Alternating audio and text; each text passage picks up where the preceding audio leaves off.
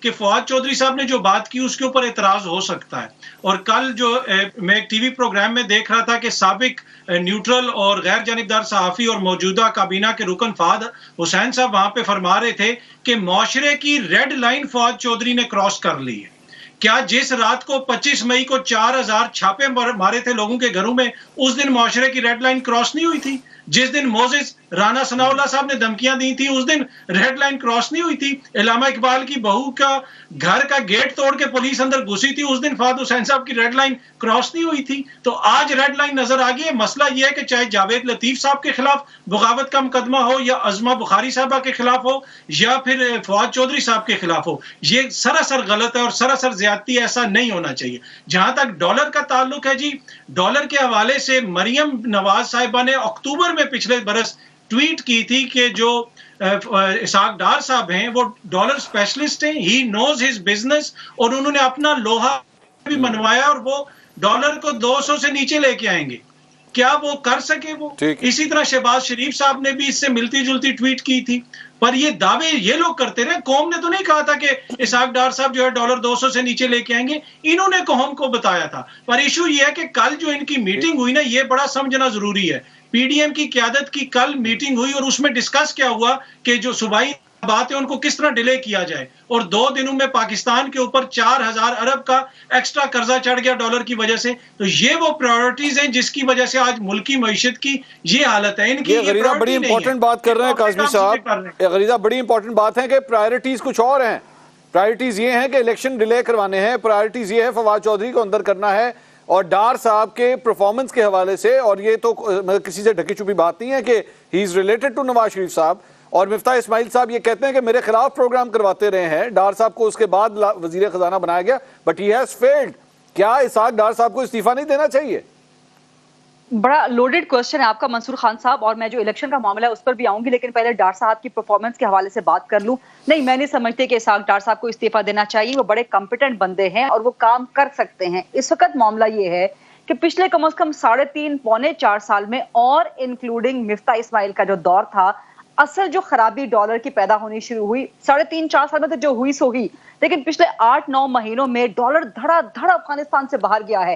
خاص طور پہ امریکہ کے ایگزٹ کے بعد سے دھڑا دھڑ افغانستان سے باہر گیا ہے. صرف یہی نہیں بلکہ فائنانس منسٹری کے اندر بیٹھے ہوئے، بینکس میں بیٹھے ہوئے، اسٹیٹ بینک کے اندر بیٹھے ہوئے لوگوں نے کس طرح سے، یہ ہمارے ذرائع سے بڑی پکی خبریں ہیں. اب تو خیر بینکوں کے بارے میں رپورٹ بھی آ چکی ہیں، لیکن باقی چیزیں بھی میں آپ کو بتا رہی ہوں. تو وہاں جو ڈالر کو ریٹ چڑھا کے اس کا مصنوعی طور پہ جس طرح سے پاکستان کی تباہی پھیری گی پچھلے 8-9 مہینوں کے اندر، یہ ڈار صاحب جب آئے ہیں، ڈار صاحب ہمیشہ سنبھال سکتے ہیں. تو اتنی جلدی میرا خیال ہے کہ فی الحال ان سے استعفے کا مطالبہ کرنا کم از کم میرے نزدیک یہ مناسب نہیں ہوگا. تھوڑا سا مزید وقت دیں. پچھلے 8-9 مہینوں میں مفتاح اسماعیل صاحب نے اپنی آنکھیں بھی بند رکھی، اپنے کان بھی بند رکھے، اور ڈالر کو مصنوعی طور پہ ریٹ چڑھا کے جس طرح سے اربوں کھربوں روپے کمایا گیا ہے، اور پاکستان سے حوالہ ہنڈی کے ذریعے، منی لانڈرنگ کے ذریعے، میں تو مطالبہ کرتی ہوں کہ وہ جو رپورٹ آئی ہے جس میں سارے ملوث ہیں پچھلے 8-9 مہینوں کی، خاص طور پہ 3.5 پونے 4 سال کا کھاتا، تو اس حکومت یہ پتہ نہیں کیوں کھولنے سے گھبرا رہی ہے. ان کو ڈر کیا ہے مجھے سمجھ نہیں آتی. یہ لوگ عمران خان صاحب سے اتنے ڈرے ہوئے ہیں، اتنے بڑے بڑے سکیمز پڑے ہوئے ہیں. یہ ڈر کے اوپر ہی میرا اگلا سوال ہے غریدہ، یہ ڈر کے حوالے سے میرا اگلا سوال. عظمہ بخاری صاحبہ، یہ واقعی پولیٹیکل سرکلز کے اندر، ذرا آگے چل کے بات کرتے ہیں. ذرا ڈار میں ایک منٹ میں عظمہ صاحبہ سے ذرا پوچھنا چاہوں گا. میں ذرا ڈار صاحب کے بارے میں صرف کہنا چاہتی ہوں کہ ڈار صاحب بالکل کمپیٹنٹ ہیں، سنبھال سکتے ہیں معاملات کو. اس وقت جو فری فلوٹ ہوا ہے میرے نزدیک یہ بالکل درست ہے. ڈالر کی جو پرائس ہے، آئی ایم ایف کی یہی شرط آپ کو پہلے مان لینی چاہیے تھی. ڈار صاحب نے یہ ضرور کیا، انہوں نے اپنی سنسیئرٹی میں یا اپنے ملک سے محبت میں انہوں نے یہ کیا کہ انہوں نے آتے ہی بیانات دینے شروع کر دیے کہ جی میں 200 سے کنٹرول کر لوں گا، جو کہ پاسبل نہیں تھا. یہ بیانات نہیں دینے چاہیے تھے. پھر آئی ایم ایف کے بارے میں ڈار صاحب کے 1-2 بیانات آئے جو کہ مناسب تھے، لیکن ڈار صاحب کی اس کو جھوٹے وعدے کہتے ہیں غریدہ، اس کو جھوٹے وعدے اور دعوے کہتے ہیں، جس طرح عمران خان صاحب کیا کرتے تھے. پرابلم یہ ہے کہ ہم معیشت کی اوور سمپلسٹک پکچر جو ہے وہ پینٹ کرتے ہیں. ہم میڈیا کے لوگ بھی عوام کے ساتھ مجھے اجازت دیجئے. عظمہ صاحبہ، یہ پولیٹیکل سرکلز کے اندر یہ بات واقعی بہت چل رہی ہے، اور میں غریدہ فاروقی صاحبہ کل ایک پروگرام میں آئی ہوئی تھی، انہوں نے بھی یہ کہا ہے کہ ان کو نہیں لگتا کہ پنجاب اور کے پی کے الیکشنز جو ہیں وہ ٹائم کے اوپر ہوں گے. اطہر کاظمی صاحب بھی یہ کہہ رہے ہیں کہ پی ڈی ایم یہ پلان بنا کے بیٹھی ہوئی کہ الیکشنز کو ڈیلے کرنا ہے. کیا یہ پرائیورٹیز ہیں اس وقت پی ڈی ایم کی؟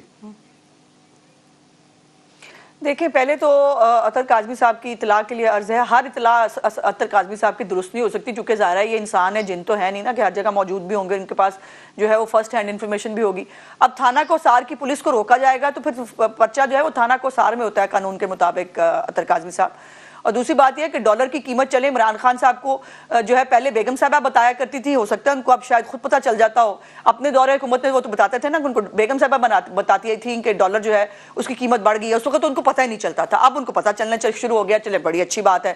لیکن یہ وہی ڈالر نہیں ہے جو آپ نے روکنے کی کوشش کی. عمران خان جو ہے وہ ریمیٹنسز جو ہیں انہوں نے ایون زلزلہ زدگان کو جو پیسے ملنے تھے اس کو بھی روکنے کے لیے اپیل کی ان کے لوگوں نے بھی، اور ریمیٹنسز جو ہیں وہ رکوا کر وہ بہت خوش ہیں، پاکستان کا بڑا بھلا کر رہے ہیں. اور یہ بھلے پہ پہلے بھی کرتے رہے ہیں، وہ سول نافرمانی ہو، وہ ہنڈی حوالہ سے پیسے بھیجو، یہ پرانا کرتے رہے ہیں.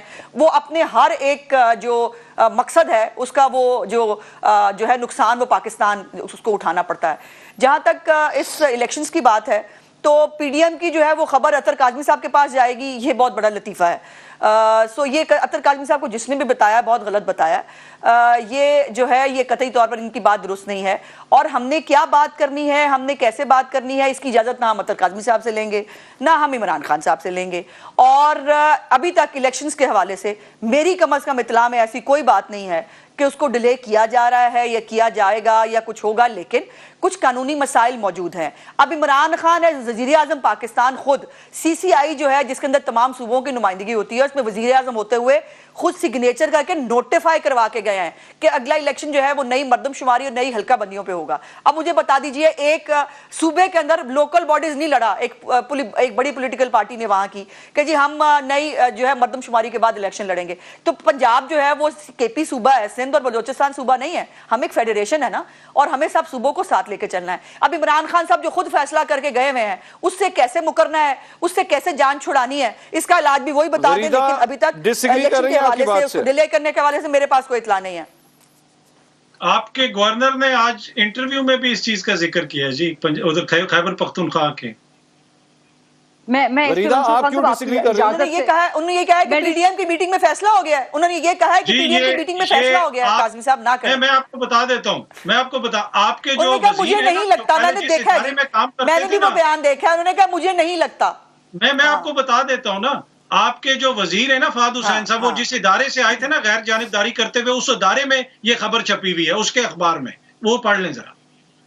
میں منصور خان صاحب میں اس پہ ایک گزارش کرنا چاہوں گی. میں پڑھ لیتی ہوں جی، آپ بھی پوری خبر پڑھا کریں. آپ ایک جملہ لے کے نہ چل پڑا کریں، پوری خبر پڑھا کریں آپ بھی. ابھی جو بلدیاتی الیکشن ہوئے ہیں، ریڈ لائن کی بہت صحیح، جو ہمارے دور میں ریڈ لائن جہاں جہاں کراس ہوئی تھی میں نے وہ بھی بتائی نہیں ہے، چونکہ ٹائم نہیں ہے. ہماری دفعہ جو آپ نے ریڈ لائنیں جہاں جہاں کراس کی ہے نا، ریڈ لائن اگر کراس ہوئی تھی تو وہ ہمارے خلاف ہوئی تھی، ان کے خلاف تو ہوا ہی کچھ نہیں. ان میں سے کسی کی جیل اتری ہے ابھی تک بالوں میں سے؟